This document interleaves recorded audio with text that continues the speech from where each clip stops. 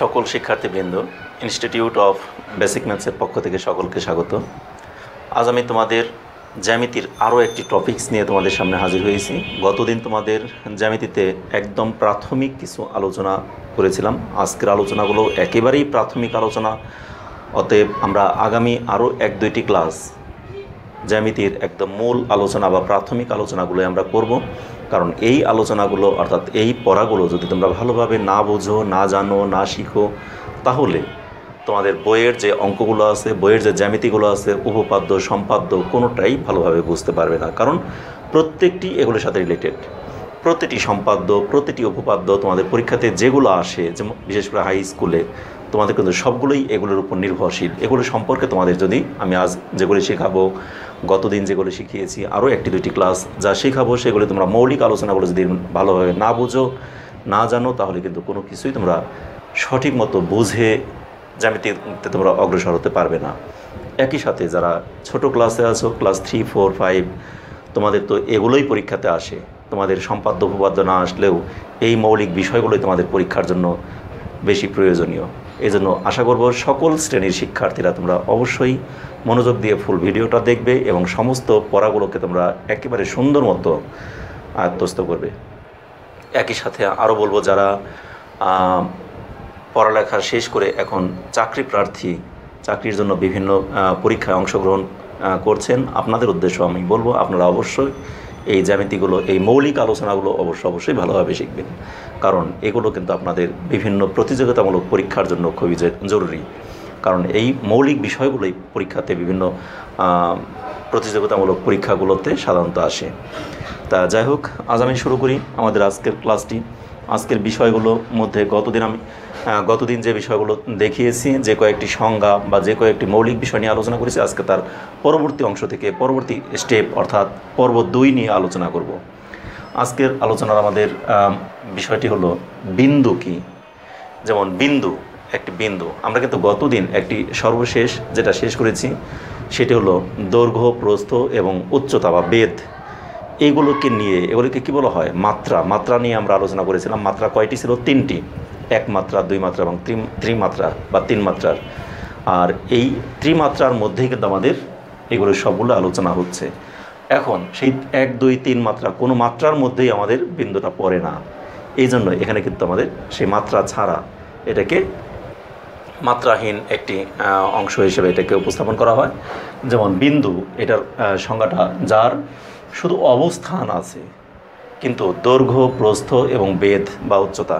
যেমন শুধু দৈর্ঘ্য থাকলে ওইটাকে আমরা বলছি একমাত্রিক, দৈর্ঘ্য আর প্রস্থ 2টি থাকলে ওটাকে আমরা বলছি দ্বিমাত্রিক, দৈর্ঘ্য, প্রস্থ, উচ্চতা 3টি থাকলে ওটাকে বলছি আমরা ত্রিমাত্রিক। কিন্তু এখানে কিন্তু দৈর্ঘ্যও নাই, প্রস্থও নাই এবং উচ্চতাও নাই, কোনোটিই নেই, যার জন্য এটাকে আমরা মাত্রাহীন আমরা একটি অপশন হিসেবে এখানে ধরে নেব। তাহলে যার শুধু অবস্থান আছে কিন্তু দৈর্ঘ্য, প্রস্থ ও বেধ কিছুই নেই, তাকেই বিন্দু বলা হয়। যেমন, কিন্তু তাহলে বলবো আমরা কি বিন্দুর কোনো কাজ আছে কি? অবশ্যই আছে কাজ। যেমন আমরা কোনো একটি চিত্র অঙ্কন করতে গেলে সেখানে বিন্দুটাই কিন্তু আমাদের প্রথমত প্রতিটি কাজে, প্রতিটি চিত্রে আমাদের বিন্দুটা কিন্তু কাজে আসে। কারণ আমরা যেমন একটা বৃত্ত আঁকবো, বৃত্তটা কিন্তু কি এই বিন্দুকে কেন্দ্র করে চারদিকে সমদূরত্ব বজায় রেখে ঘুরে আসি। তাহলে কাকে কেন্দ্র করে? এই যে একটা মাঝখানে একটা বিন্দুকে, তাহলে বিন্দু কথাটি আমার কাজে লাগে না? আমরা যখন যে কোনো সম্পাদ্য, উপপাদ্য বা যে কোনো কিছু অঙ্কন করবো, সেখানে প্রত্যেকটি জায়গায় কিন্তু আমাদের এই বিন্দু কাজে লাগবে। যেমন AB একটি রেখাংশ, সেই রেখার এখানে মনে করলাম AB একটি রেখাংশ, AB রেখার A বিন্দুতে একটি কোণ অঙ্কন করি বা লম্ব অঙ্কন করি বা যে কোনো কিছু আমরা বলি, তাহলে সেখানে কি বিন্দু কথাটাকে আমরা এখানে ব্যবহার করলাম। আবার B বিন্দুতে আমরা একটি লম্ব অঙ্কন করি, কোণ অঙ্কন করি, সমদ্বিখণ্ডক অঙ্কন করি, যে কোনো কিছু অঙ্কন করি, তাহলে বিন্দু কথাটা কিন্তু আমাদের উপস্থাপিত হয়। আবার A এবং B বিন্দুকে কেন্দ্র করে 2টি বৃত্তচাপ আঁকি, সেই বৃত্তচাপ 2টি পরস্পরকে এখানে আরেকটি C বিন্দুতে ছেদ করে, তাহলে এখানেও কিন্তু বিন্দু কথাটা আমাদের চলে আসে। অর্থাৎ এরকম অর্থাৎ প্রতিটি পদে পদে আমরা যত চিত্র, যত উপস্থাপন করব, অর্থাৎ যত জ্যামিতিক প্রয়োগ করব, সব জায়গাতে আমাদের বিন্দু কথাটা কিন্তু কাজে আসে। এই জন্য বিন্দু, এখানে এটার কোনো মাত্রা নেই বলে এটার কোনো কাজও নেই তা কিন্তু না। অর্থাৎ বিন্দুটা আমাদের একটা গুরুত্বপূর্ণ একটি অংশ। অর্থাৎ জ্যামিতিতে আমি যা অপশনগুলো দেখাচ্ছি, প্রতিটি অপশনই আমাদের অত্যন্ত গুরুত্বপূর্ণ। এজন্য প্রতিটি অপশনই আমাদের ভালোভাবে শিখতে হবে এবং জানতে হবে। তাহলে বিন্দু কি? সেই সম্পর্কে আমরা একটা মোটামুটি আশা করি ধারণা পেয়ে গেছি। তাহলে বিন্দু কাকে বলা হয়, ঠিক আছে। এবার আসবো আমরা রেখা। রেখা সম্পর্কে আমি ধারণাটা দিচ্ছি।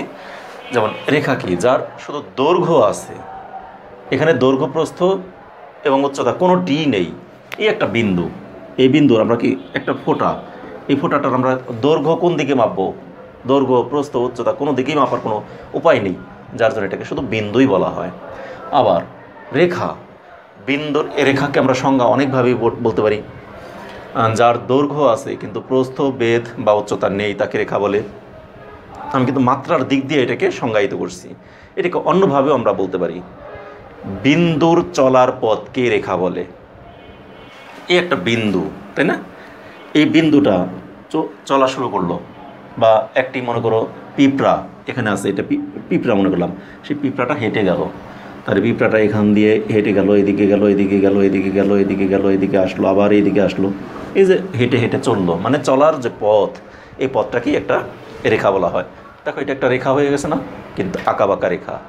এখানে কিন্তু আমাদের রেখার মধ্যে অনেক ধরনের আবার প্রকারভেদ আছে, সেই প্রকারভেদটা আমি এখানে লিখি নেই এখনও, এটা আসবো, এ কয়েকটি শেষ করে তারপর আমি আস্তে আস্তে ধাপে ধাপে আসবো।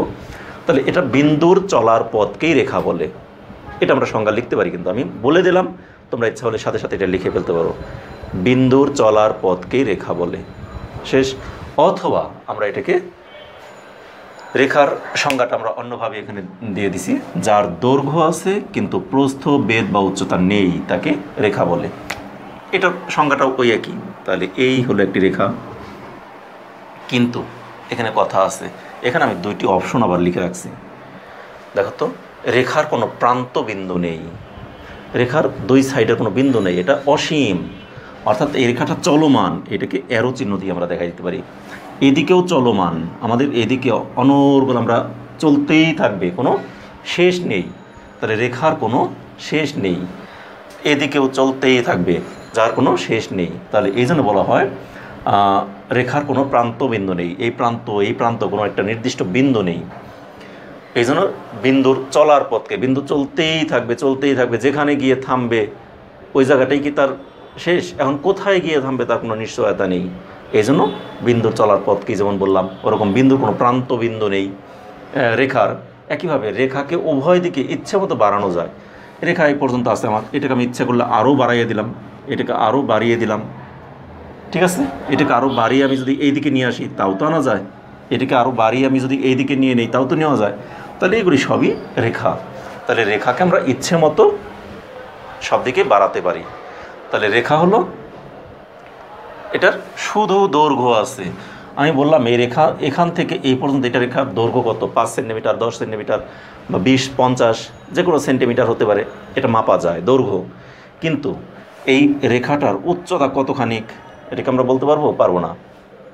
এই কলম দিয়ে আমি দাগ দিয়েছি, এটা একটু মোটা হয়েছে, সরু পেন্সিল দিয়ে দাগ দাও, সেটা সরু হবে, কিন্তু এটার কোনো বেধ মাপা সম্ভব নয়, উচ্চতা বা বেধ মাপা সম্ভব নয়, এটা শুধুমাত্র দৈর্ঘ্য মাপাই সম্ভব।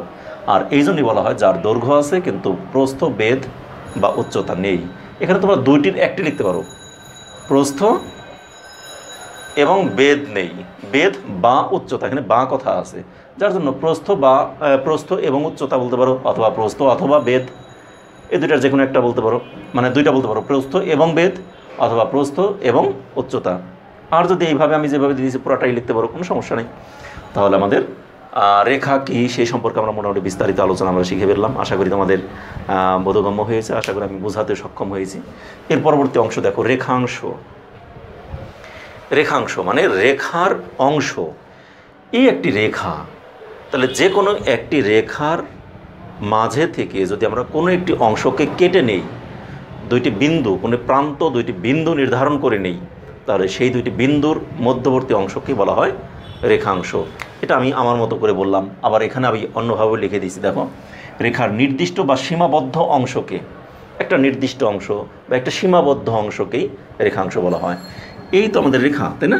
আমি বলছি কি এই দুই দিকেই রেখা চলে গেছে, সেই রেখার একটা নির্দিষ্ট অংশ, মনে করলাম এ বিন্দু বি বিন্দু, এটা হলো এ, এটা হলো বি, তাহলে এ আর বি এই মাঝখানে যে অংশ, এই অংশটাকে বলা হয়েছে রেখাংশ। আচ্ছা, আরেকটি বিষয় আমি তোমাদেরকে দেখাই, কারণ আমি কিন্তু এগুলো বুঝিয়ে যাচ্ছি, কিন্তু পরীক্ষাতে যদি আসে তোমাদের এই সংজ্ঞাগুলো, তাহলে কীভাবে লিখবে সেই লেখার ধরনটাও কিন্তু আমি দেখা দিতে চাই। ছোটো যারা, আমি এখন বড় ক্লাসে যারা আছে তাদের জন্য শুধু বোঝানোটাই যথেষ্ট। সংজ্ঞাগুলো উঠিয়ে রাখবে আর এগুলি বুঝে রাখবো, ঠিক আছে? আর ছোট ক্লাসে যারা, তাদের এটাই কিন্তু নোট, কারণ তারা তো পরীক্ষাতে এভাবে অ্যান্সার করবে, সংজ্ঞাগুলো তোমাদের আসবে। অর্থাৎ তোমাদেরকে, এবং বড় ক্লাসেও কিন্তু সংজ্ঞাগুলো আসে, কারণ বড় ক্লাসে তোমাদের সৃজনশীল প্রশ্ন আসে, সেই সৃজনশীল প্রশ্নে ক অংশে একটি সংজ্ঞা দিয়ে দিল, তাহলে তোমাকে সেগুলো তো অবশ্যই সংজ্ঞাটা মুখস্থ করতেই হবে, জানতেই হবে। আর এই সংজ্ঞাটা দিয়ে আমি এখানে খালি বুঝিয়ে দিচ্ছি, কিন্তু কিছু লিখতে হবে কীভাবে সেই জিনিসটা আমি কিন্তু এখনও বুঝাইনি, তাহলে সেটিকে আমি একটু বুঝিয়ে দিই। দেখো, আমি একটির মধ্যে অন্যটিকে ইন করিয়ে ফেলছি, কিন্তু সেই জিনিসটা আমি মুছে দিয়ে তোমাদের একটু বলেই দিই। তোমরা এখানে বিন্দু কাকে বলে যদি আসে, তাহলে এই বিন্দুর সংজ্ঞাটা দিবে, দিয়ে তারপরে এরকম একটা বৃত্ত এঁকে মাঝখানে একটা কেন্দ্র ওটা দিয়ে দিবে, তাই না? দিয়ে তার এখানে এটাকে এ দিলে, দিয়ে তারপর লিখবে চিত্রে এ একটি, এ লিখে এখানে ব্র্যাকেটের ভিতরে একটা ডট দিয়ে দাও, একটি বিন্দু, শেষ। অথবা তুমি এখানে একটু অ্যারো দিয়ে এইভাবে লিখে দিতে পারো বিন্দু, মানে এটি হলো বিন্দু, ঠিক আছে? দুইভাবেই তোমরা দেখে দিতে পারো। তাহলে পরীক্ষাতে সংজ্ঞা দিয়ে এরকম চিত্রটা দিয়ে দিবে। আচ্ছা, আর রেখা কাকে বলে এই সংজ্ঞাটা যদি আসে, তাহলে মাঝখানে আমি যে দুইটি অংশ লিখে দিছি, এই দুইটি কিন্তু দরকার নাই, এটা তোমাদের পরীক্ষাতে অ্যান্সারের জন্য দরকার নেই, আমি বোঝানোর জন্য এগুলো দিয়েছি। এবার পরীক্ষাতে যখন অ্যান্সার করবে, তখন তোমরা মাঝখানে চিত্রটাই যে আমি আঁকা বাঁকা বিভিন্নভাবে বোঝানোর জন্য দিছি, কিন্তু পরীক্ষাতে তোমরা যখন অ্যান্সার করবে তখন কীভাবে অ্যান্সার করবে সেটা আমি দেখাই। এখন দেখো, পরীক্ষাতে অ্যান্সার করবে, একটা দাগ দিলে, দিয়ে এইদিকে অ্যারো দিলে, এইদিকে অ্যারো দিলে, দিয়ে এটাকে আমরা এ দিয়ে দিলাম, এইদিকে বি দিয়ে দিলাম, তারপরে লিখবে চিত্রে, নিচে কিন্তু এই লেখাটা খুব জরুরি, চিত্রে এ বি একটি রেখা, শেষ। এবার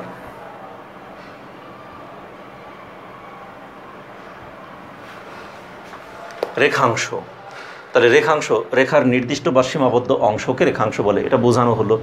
বোঝানোর পর তারপরে তুমি এই একটা রেখা আঁকলা, সেই রেখার মধ্যে থেকে এই যে এ বি নির্ধারণ করে নিলা, দেখো এ থেকে বি এই অংশ, এটা হলো পুরা রেখার একটা অংশ, তাই না? আমি এখানে আরও একটা বিন্দু নিলে তাহলে সেইটুকু হতো আরেকটা অংশ, এরকম অসংখ্য অংশ আমরা নিতে পারি রেখার মধ্যে থেকে। কিন্তু এখন পরীক্ষাতে অ্যান্সারের জন্য আমি অসংখ্য দরকার নাই, আমি একটা অংশই নিয়ে নিলাম। তাহলে এখানে লিখি চিত্রে, এখানে আমরা লিখে দেবো চিত্রে, চিত্রটা একে সংজ্ঞা দেওয়ার পর বলে না তো চিত্র আঁকো, খালি বলছে কাকে বলে, তাহলে কাকে বলে বললেও তোমাকে কিন্তু চিত্র বাধ্যতামূলক, চিত্র দিতেই হবে, সংজ্ঞা লিখে সাথে চিত্রটাও দিবে। তাহলে তারপরে চিত্র একে, তারপরে লিখবে চিত্রে এ বি একটি রেখাংশ, শেষ। এবারে আমরা আরেকটি পার্ট আলোচনা করব, সেটা হলো রশ্মি। রশ্মি কাকে বলা হয়?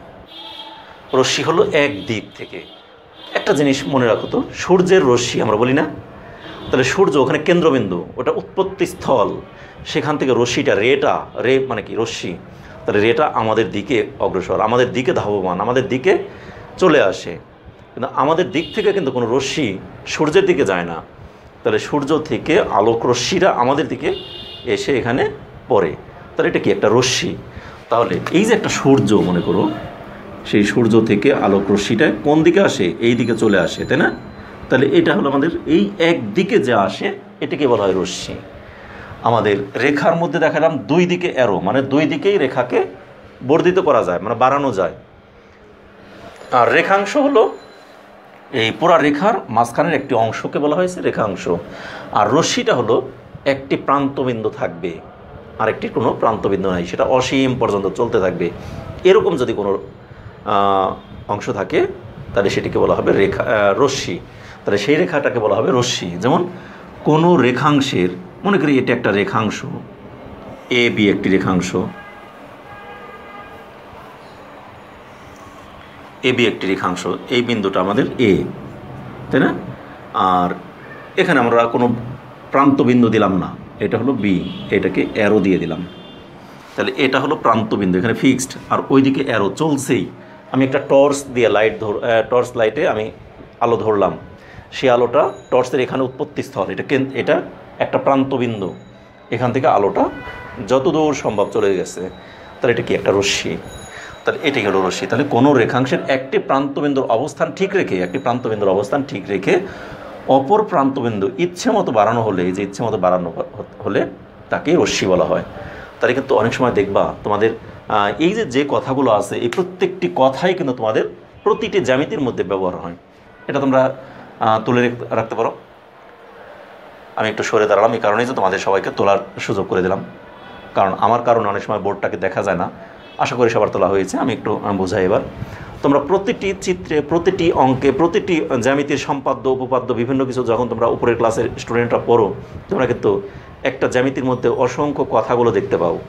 যে কোনো একটি রশ্মি বিই হতে, তাহলে এখন রশ্মিটা কি অনেক স্টুডেন্টরা যারা জানো না, তাহলে যে কোনো একটি রশ্মি বিই হতে এবি বা এর সমান করে এবি অংশ কেটে নেই বা এবি রেখাংশ কেটে নেই, তাহলে রেখাংশ কথাটাও কিন্তু আমাদের চলে আসছে। যে কোনো একটি রশ্মি চলে আসছে, এরকম কিন্তু আসে না? আবার দেখবা অ্যাঙ্গেল, একটি কোণ আঁকি, বি এ সি কোণ অঙ্কন করি, এবার সি এ রেখা হতে, ওখানে কিন্তু আর রশ্মি বললাম না, রেখাংশও বললাম না, সি এ এখানে দুইটা প্রান্তবিন্দু আছে, অর্থাৎ সি এ রেখা হতে,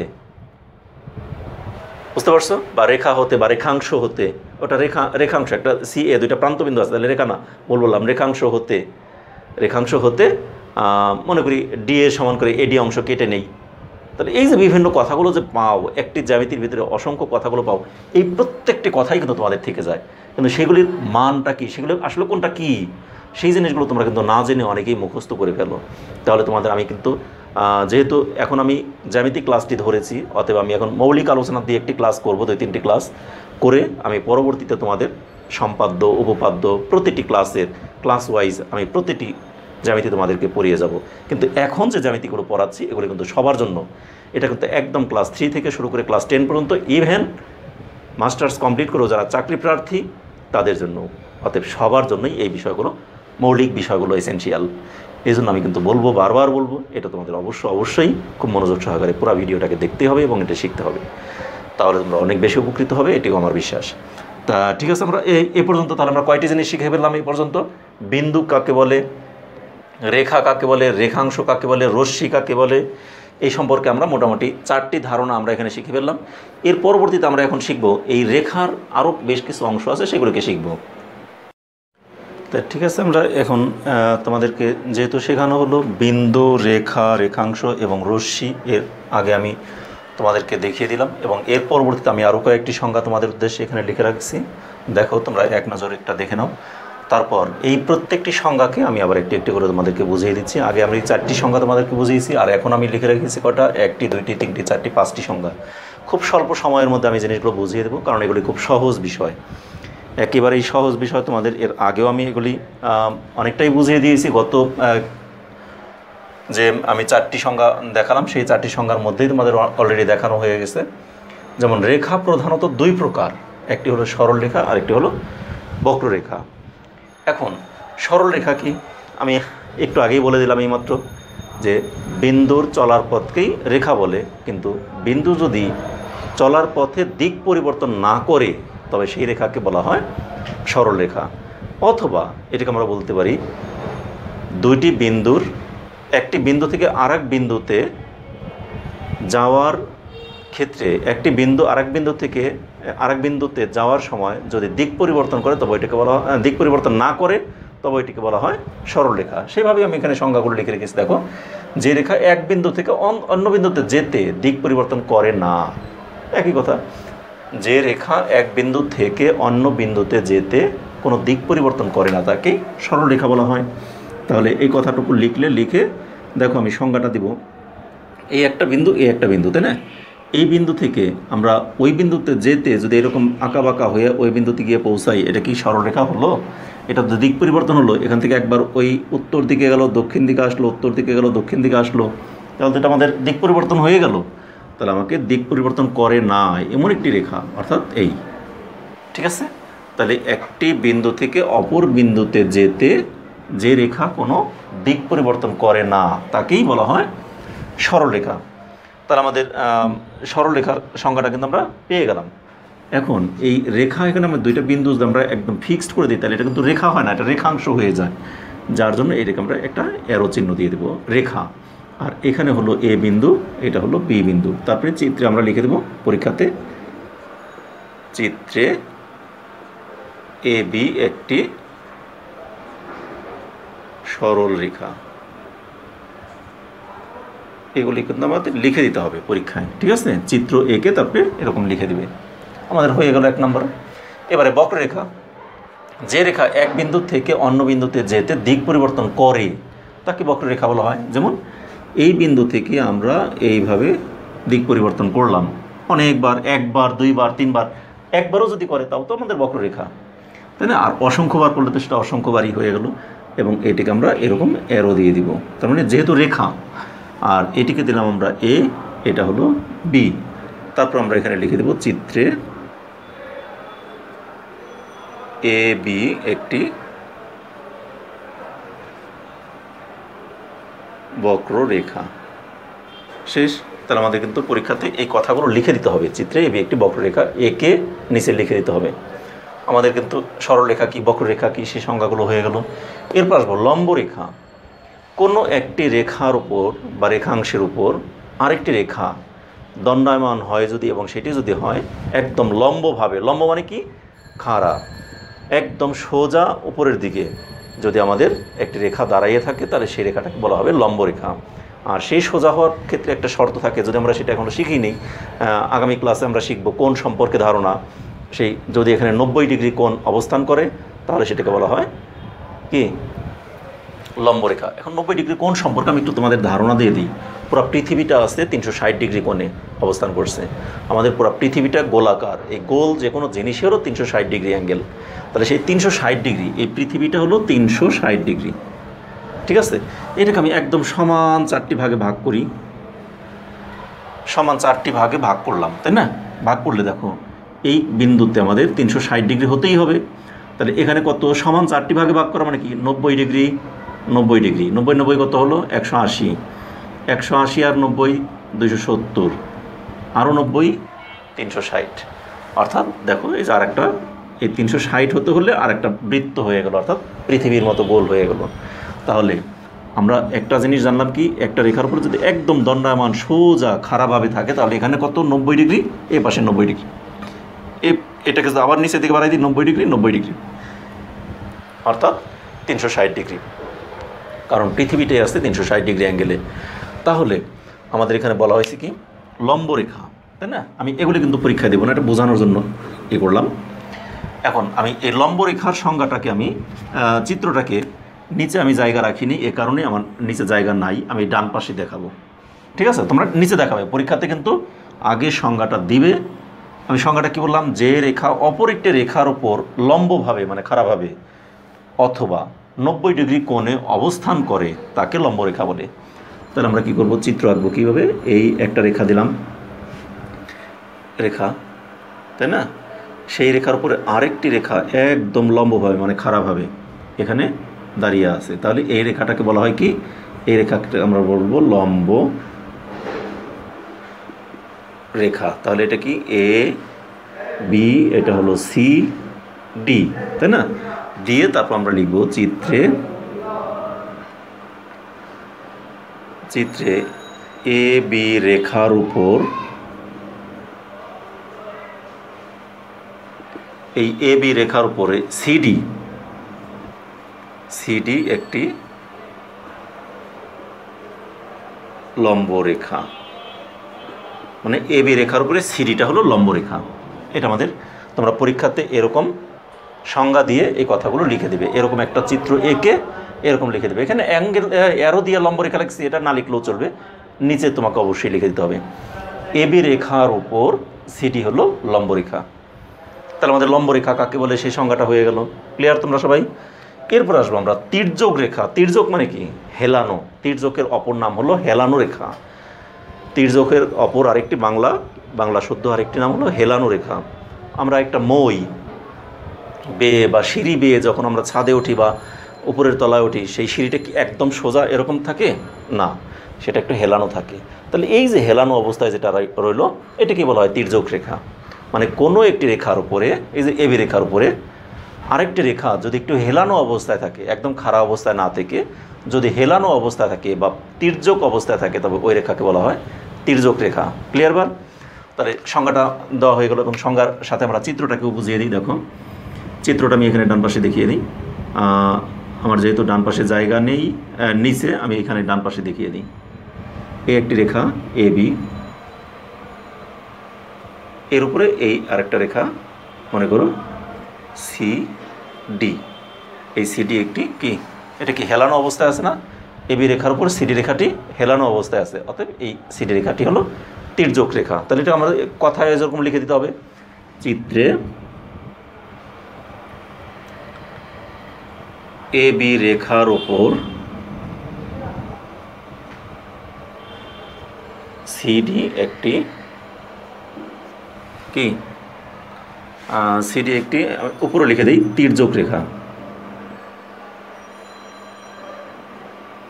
সিডি একটি তির্যক রেখা। ঠিক আছে, তোমরা এইভাবে না লিখে তোমরা নিচে লিখবে আর কি, যে চিত্রে এ বি রেখার ওপর সিডি একটি তির্যক রেখা, এক লাইনে লিখে দেবে। আমার নিচে জায়গা নাই দিকে আমি কিন্তু সাইডে ছোট্ট করে লিখে দিলাম। আমি উপরে জায়গা বেশি অপচয় করছি, কিন্তু নিচে জায়গাটাকে আমি একটু কম রেখে ফেলেছি। যাই হোক, তোমরা ওগুলিকে ক্লিয়ার করে লিখে ফেলবে। আমি এটাকে তোমাদের আশা করি বোঝাতে পেরেছি। এবার আসি আমরা সন্নিহিত রেখা। সন্নিহিত রেখার আমি কোনো চিত্র দেব না, এ কারণেই সংজ্ঞাটা দেখো, কোনো একটি রেখার উপর অপর একটি রেখা দণ্ডায়মান হলে ওই দুইটি রেখার একটিকে অপরটির সন্নিহিত রেখা বলা হয়। ওই দুইটি রেখার একটিকে অপরটির সন্নিহিত রেখা বলা হয়। তাহলে এটাও একটা সন্নিহিত রেখা, এটাও সন্নিহিত রেখা, দুইটাই। তার মানে আমাদের লম্ব রেখা, তির্যক রেখা দুইটাই সন্নিহিত রেখা। তার মানে কি, কোনো একটি রেখার উপর অন্য একটি রেখা দণ্ডায়মান হলে সেই দণ্ডায়মানটা আমাদের কি লম্বভাবেও হতে পারে, তির্যকভাবেও হতে পারে। তাহলে যেমন আমি অন্য জায়গায় দেখাই, এখানে না হয় আমি এখানে দেখাই দিতে পারি। মনে করি এই একটি রেখা এবি, তাই না? আর এখান থেকে যদি আমার এই একটা রেখা আঁকি সিডি, অথবা একদম লম্বভাবে একটা আঁকলাম সিই, অথবা এই দিকে আঁকলাম সিএফ, তাহলে সবগুলোই কিন্তু কি সন্নিহিত রেখা। তার মানে এবি রেখার উপরে সিডি রেখাটা যদি আঁকি, এটা না আঁকলাম, তাহলে এবি এবং সিডি দুইজন একে অপরের সন্নিহিত রেখা, একজন অপরজনের সন্নিহিত। তার মানে সিডি এর সন্নিহিত এবি আর এবি এর সন্নিহিত সিডি। ক্লিয়ার? তাহলে একে অপরের সন্নিহিত। তাহলে আমি তিনটা না দেখে একটা, আবার এবি এর সন্নিহিত সিই, সিই এর সন্নিহিত এবি, আবার এবি এর সন্নিহিত সিএফ, সিএফ এর সন্নিহিত এবি। তার মানে একে অপরের সন্নিহিত রেখা। তাহলে আমি পরীক্ষাতে যখন তোমরা অ্যান্সারটা করবে, তখন এইটার চিত্রটা, এটার চিত্র কোথায় আছে, আমি এখানে স্টার চিহ্ন দিয়ে দিলাম, মানে এখানেও ওই স্টার দিয়ে দিলাম। মানে কি, তোমরা এই স্টারের চিত্রটা, এই স্টার, ঠিক আছে, দিয়ে এখন পরীক্ষাতে এতগুলো দেওয়ার দরকার নেই, অযথা এতগুলো দিতে গেলে তোমার লেখাটাও অনেক বেশি হয়ে যাবে। তা তুমি এটা দিয়ে দাও, দুইটা দিয়ে দাও শুধু, ঠিক আছে। তারপর লিখবে চিত্রে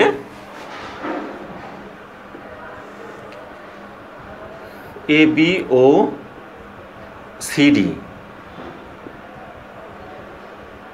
রেখাদ্বয় পরস্পর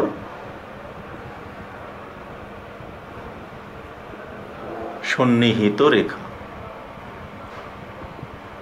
পরস্পর সন্নিহিত রেখা মানে একে অপরের সন্নিহিত রেখা। এখন দেখা যায় কিনা জানি না, এটুকু হয়তো সন্নিহিত রেখাটা হয়তো বা দেখা নাও যেতে পারে, বা দেখা যায় কিনা জানি না।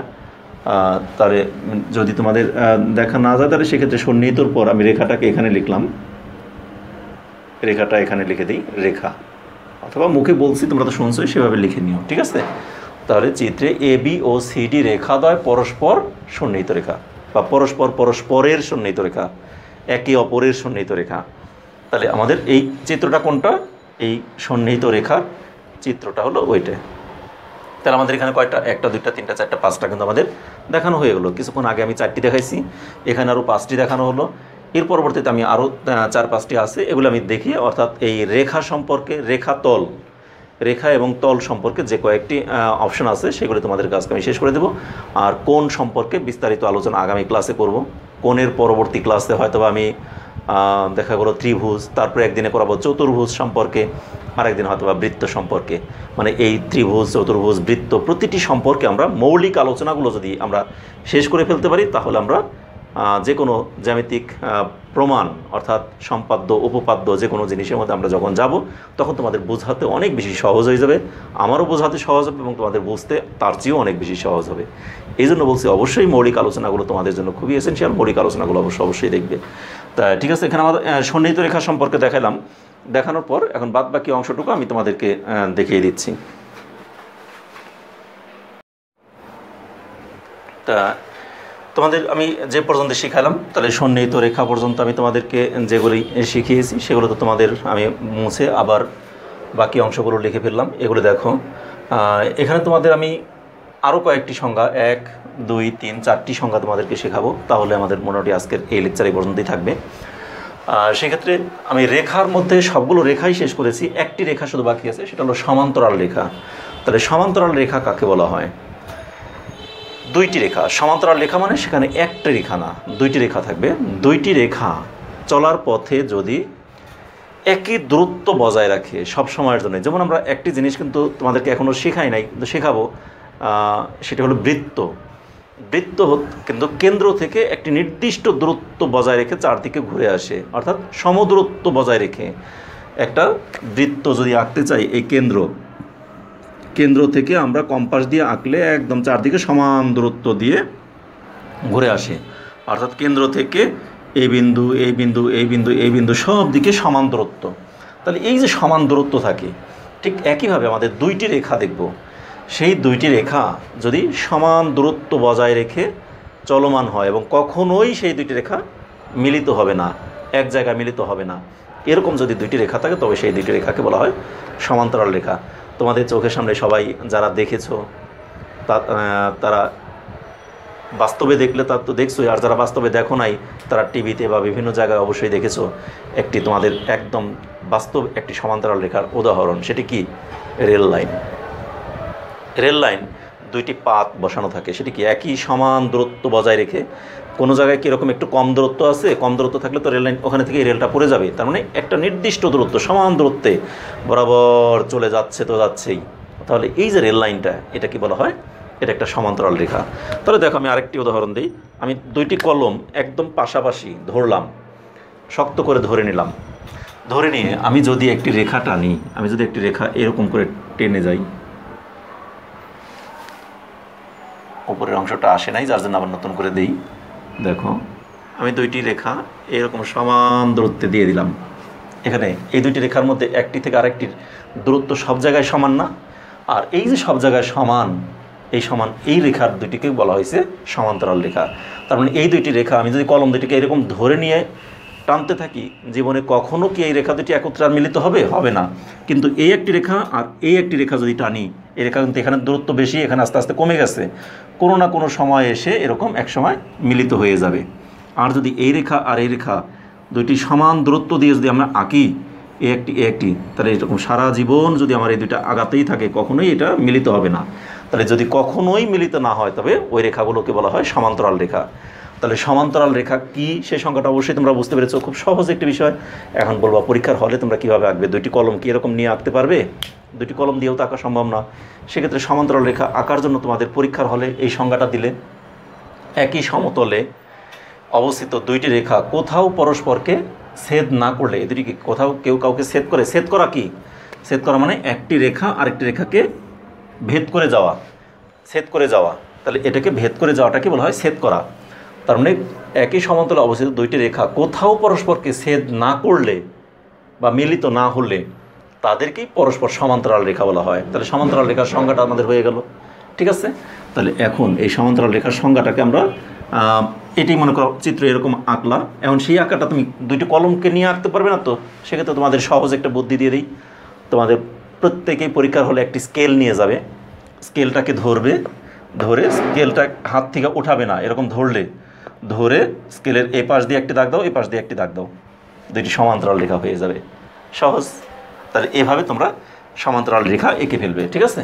তাহলে সমান্তরাল রেখা এইটি হলো আমাদের এই একটি রেখা, এই একটি রেখা, তাই না? এটা হলো এ বি আর এটা হলো সিডি। তাহলে এরকম দুইটি রেখা এঁকে তারপর নিচে তুমি লিখে দিবে যে চিত্রে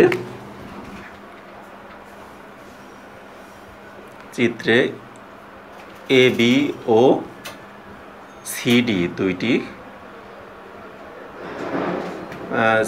এ বি এবং সিডি রেখা দুইটি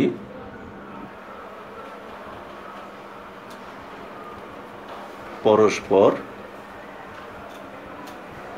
সমান্তরাল রেখা।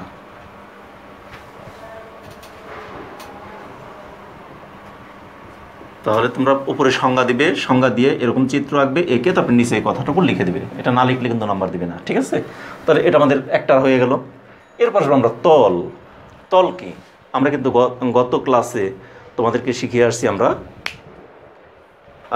মাত্রা ভেদে কোনো একটি ঘন বস্তুর বিভিন্ন মাত্রা, কোনো বস্তুর মাত্রাগুলো 1 মাত্রা 2 মাত্রা 3 মাত্রা এরকম মাত্রা শিখাইছে না? তাহলে কোনো একটি দ্বিমাত্রা সম্বলিত যে কোনো বস্তুটাকেই বলা হয় একটি তল। দ্বিমাত্রা মানে কি? শুধু দৈর্ঘ্য আর প্রস্থ আছে, দৈর্ঘ্য আছে এবং প্রস্থ আছে, এরকম যদি কোনো একটি অবস্থান থাকে, কোনো একটি বস্তু থাকে, তাহলে সেই বস্তুটা কি বলা হবে? কি? সেটি কি হবে? একটা তল। যেমন আমার এই রুমটা, এই রুমের আমি যে রুমে দাঁড়িয়ে আছি তোমাদেরকে উদাহরণ বলছিলাম, এই রুমের দৈর্ঘ্য আছে এত মিটার, প্রস্থ আছে এত মিটার এবং উচ্চতা আছে এত মিটার, তাহলে 3 দিক। তাহলে এটা কিন্তু তল হলো না। তাহলে তল হবে শুধু ফ্লোরটা, অর্থাৎ এই ফ্লোরের দৈর্ঘ্য আছে মনে করি 15 ফিট, প্রস্থ আছে 12 ফিট, তাহলে এই দুইটাকে 15 ফিট আর 12 ফিট এটি হলো আমাদের তল, ঠিক আছে? আবার এটা ছাদটাও কিন্তু একটা তল, ওই 15 ফিট বাই 12 ফিট, এটা একটা তল। একটা ওয়ালও কিন্তু 15 ফিট বাই 10 ফিট, এটা একটা তল। আবার এই যে আমার বোর্ডটা, এই বোর্ডটা একটা তল, ঠিক আছে? এই যে আমার হাতের এই পাশটা একটা তল, এটা দৈর্ঘ্য আছে প্রস্থ আছে। তাহলে এভাবে প্রতিটি বস্তুর একটা পিঠ যদি থাকে, সেই পিঠটাকে বলা হয় তল, সহজ হিসাব। তাহলে এখানে আমি দেখো সংজ্ঞাটাকে আমি কীভাবে লিখছি? ঘন বস্তুর পিঠকে, এটাকে আমি সহজভাবে এখানে লিখে দিছি। তাহলে ঘন বস্তুর পিঠকেই তল বলে। আবার অন্যভাবে এটাকে বলা যায় যার দৈর্ঘ্য ও প্রস্থ আছে কিন্তু বেধ বা উচ্চতা নেই, তাকে তল বলে। মানে দ্বিমাত্রিক মানে কি? দৈর্ঘ্য আর প্রস্থ আছে। তাহলে এই যে কিছুক্ষণ আগে যেটা বুঝালাম, তাহলে দুইভাবেই আমি সংজ্ঞা দিয়ে দিয়েছি। তোমরা পরীক্ষাতে শুধু এটুকু দিলেও হবে, অথবা শুধু অন্যভাবে বলা যায় না দিয়ে এই যার এখান থেকে বলে দেবা, যার দৈর্ঘ্য ও প্রস্থ আছে কিন্তু বেধ বা উচ্চতা নেই তাকে তল বলে, এটুকু দিয়ে দিলেও হবে। মানে যার বলতে থেকে এখান থেকে, পরীক্ষাতে তোমরা এখান থেকে অ্যান্সার করতে পারো, ঠিক আছে? এখান থেকে এই পর্যন্ত দিতে পারো, অথবা এটুকু দিতে পারো, এটুকু। আর যদি বলো যে না আমি দুইটিই দিব, পুরাটাই দিয়ে দিব, তাতেও আপত্তি নাই, একই জিনিস দুইবারে লেখা হলো। তাহলে তল কাকে বলে সংজ্ঞাটা তোমরা দিলে। এখন দিয়ে তোমার একটা উদাহরণ দিয়ে দিতে পারো। যেমন আমি উদাহরণটা এখানে বলে দিতে পারি কি? যার দৈর্ঘ্য আর প্রস্থ আছে সেরকম বস্তু কি? এই যে বললাম বোর্ডটা, ওরকম আমি একটা আয়তক্ষেত্র এঁকে দিলাম বা একটা টেবিল এঁকে দিলাম, এটা একটা তল। এখানে এ বি সি ডি এরকম লিখে তারপর আমরা নিচে লিখব চিত্রে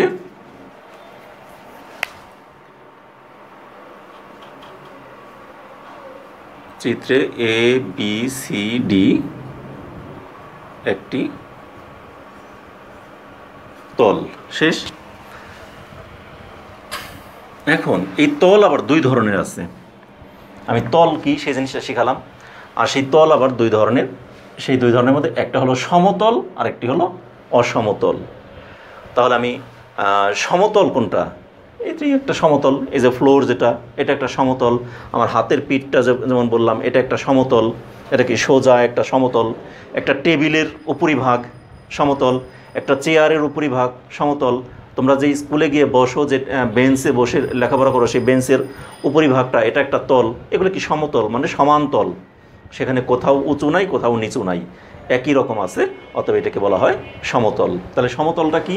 সংজ্ঞাটা দেখো, যে তলের কোথাও উঁচু নিচু নেই, মানে উঁচু নিচু নেই, সর্বত্রই মসৃণ মানে সমান, তাকেই সমতল বলে। সংজ্ঞাগুলো কি খুবই কঠিন? একেবারেই সহজ। কিন্তু যে তলের কোথাও উঁচু নিচু নেই, সর্বত্রই মসৃণ, তাকে সমতল বলে। যেমন মেঝে মানে কি? যে আমার ফ্লোর। চেয়ার টেবিল, এগুলো কিন্তু চেয়ার টেবিল না দিয়ে এখানে লেখা উচিত ছিল আমার, তোমরা এভাবে দিতে পারো, চেয়ারের উপরিভাগ, টেবিলের উপরিভাগ। চেয়ার বলতে তো পুরাটাকেই বোঝায়। তাহলে এই জন্য এখানে চেয়ার, শুধু চেয়ার না লিখে আমি অন্যভাবে লিখে দিই, চেয়ারের উপরিভাগ, টেবিলের উপরিভাগ দরকার নাই, আর একটাই দিয়ে দিলাম, দুইটা দিয়ে দিলাম। মেঝেতে দেওয়া আছে, চেয়ারের উপরিভাগ দেওয়া আছে, মানে চেয়ারে যেখানে আমরা বসি এই উপরিভাগ, এটা একটা সমতল। ঠিক আছে, তাহলে সমতল কাকে বলে সেটা আমাদের হয়ে গেল। এবারে অসমতল মানে যে পিঠ বা যে তলটা মসৃণ নয়, কোথাও উঁচু কোথাও নিচু, সেটিকে বলা হয় অসমতল। আমি এভাবে যদি হাতটাকে ধরি, আমাদের এটা একটা তল না, দেখো এখানে এই উঁচু নিচু উঁচু নিচু উঁচু নিচু এরকম হয়ে আসছে, এই যে আঙ্গুলগুলি, আবার এটা বাঁকা হয়ে আসছে। তাহলে যে তলটি বাঁকা মানে বক্র এবং কোথাও উঁচু কোথাও নিচু এরকম যদি থাকে, তবে সেই তলকে বলা হয় কি অসমতল বা বক্রতল। দেখো অসমতল, যে তলের কোথাও উঁচু কোথাও নিচু তাকেই অসমতল বলা হয়। যেমন বল বা মার্বেলের পিঠ, একটা বল ফুটবল, সে ফুটবলের পিঠটা কি বাঁকা না, এটা একটা ফুটবল, তাহলে এটা একটা বল, সেই বলটা কি এখানে সোজা না বাঁকা? তাহলে বলের উপরিভাগ মানে এখান থেকে এইটুকু ধরলাম উপরিভাগ, তাহলে এই অংশ থেকে এই অংশ পর্যন্ত এটুকু কি এই যে একটা বাঁকা না, তাহলে এটা তো সোজা না, তাহলে এটাকে বলা হয় কি, তাহলে এই বলের এ বি, তাহলে এখানে একটি বলের চিত্রে বলের উপরিভাগ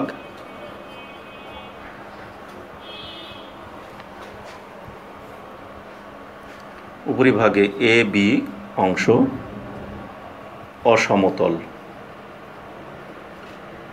চিত্র কেউ এরকম দিয়ে দিতে পারো। আবার মেঝে বা চেয়ারের উপরিভাগ, এটা যেই চিত্রটা দিয়ে দিতে পারো, এরকম দিয়ে একটা দিয়ে দিলা। চেয়ারের উপরিভাগ তো এরকম আমাদের স্কোয়ার থাকে, তাহলে এখানে লিখে দিলা এ বি সি ডি, তারপর লিখবা নিচে লিখবা, আর কি আমার নিচে জায়গা নেই এই জন্য এখানে লিখলাম চিত্রে এ বি সি ডি একটি সমতল। যেমন দিয়েও দিছি, আবার সাথে চিত্রটাও এঁকে দিছি, চিত্রে এ বি সি ডি একটি সমতল। তাহলে আমাদের কিন্তু সবগুলো সংজ্ঞাই একবারে সুন্দর মতো করে হয়ে গেল। তাহলে আমরা আজকে তোমাদের কী কী শিখলাম, অনেকগুলো জিনিসই কিন্তু শেখানো হয়েছে তোমাদের। বিন্দু কাকে বলা হয়, রেখা কাকে বলা হয়, আর রেখা সম্পর্কে অনেকগুলো শেখানো হয়েছে। রেখা, বিন্দু শেখানো হলো, রেখা, সরল রেখা, বক্ররেখা, রশ্মি, তারপর তোমাদের শেখানো হয়েছে রশ্মি শেখানো হয়েছে, লম্ব রেখা শেখানো হয়েছে, আর কি তির্যক রেখা শেখানো হয়েছে। তারপরে শেখালাম আমরা সমান্তরাল রেখা, ও আরও শেখা হয়েছে সন্নিহিত রেখা শেখানো হয়েছে, তল শেখালাম, সমতল শেখালাম, অসমতল শেখালাম। তার মানে এই যে যতগুলো সংজ্ঞা আমি শেখালাম, প্রত্যেকটি সংজ্ঞাই কিন্তু তোমাদের কোনো না কোনো ক্ষেত্রে কাজে লাগবেই। এই জন্য তোমাদেরকে অবশ্যই এই প্রত্যেকটি জিনিস তোমাদের মুখস্থ রাখতে হবে, ভালোভাবে শিখবে, পড়বে, এবং তোমরা ভবিষ্যতে জ্যামিতিতে কোনো জায়গায় কোনো ক্ষেত্রে তোমরা আশা করি ঠেকবে না, সব জায়গাতেই তোমরা সফল কাম হবে।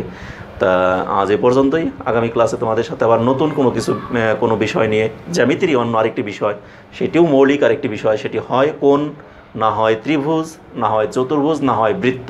সেক্ষেত্রে আমি কোণকেই বেশি প্রেফার করব, কারণ আমাদের ধারাবাহিকতা অনুযায়ী কোণটাকেই প্রেফার করা উচিত, কারণ ত্রিভুজ শিখতে গেলে ত্রিভুজের মধ্যে আবার কোণ প্রয়োজন পড়ে। এই জন্য আমরা কোণ সম্পর্কে বিস্তারিত আলোচনা আগামী ক্লাসে তোমাদের সাথে আলোচনা করব এবং শিখব। সে পর্যন্ত তোমরা সকলে ভালো থেকো, সুস্থ থেকো এবং নিরাপদে থেকো। আমাদের চ্যানেলের সাথেই থেকো। আমার ক্লাসগুলো যদি তোমাদের ভালো লাগে তাহলে অবশ্যই ক্লাস শেষে একটি লাইক দেবে এবং তোমাদের বন্ধু বান্ধব আত্মীয় স্বজন সবার সাথে ক্লাসগুলোকে শেয়ার করবে। একই সাথে বলবো, যারা এখনও এই চ্যানেলকে সাবস্ক্রাইব করোনি তারা অবশ্যই সাবস্ক্রাইব করবে, আর যারা অলরেডি সাবস্ক্রাইব করেছো তাদেরকে অসংখ্য ধন্যবাদ সকলকে।